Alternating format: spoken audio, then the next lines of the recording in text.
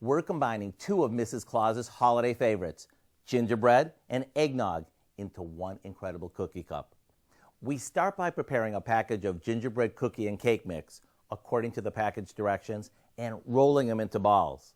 Then we place each ball in a muffin cup and press them down gently before baking them.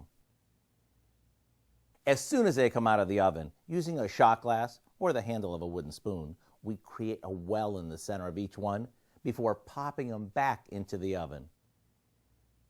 After they finish baking, we press the center down again and let them cool while we whip up a fluffy eggnog cream to fill them with. Not only are these super tasty, they're also so much fun. As a matter of fact, rumor has it that Mrs. Claus makes these for Santa and all the elves right before they head out on Christmas Eve. To get the recipe for what we call Mrs. Claus's Holiday Cookie Cups, all you have to do is visit our website.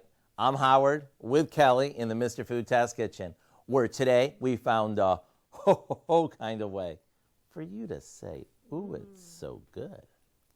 Mm-hmm. Mm.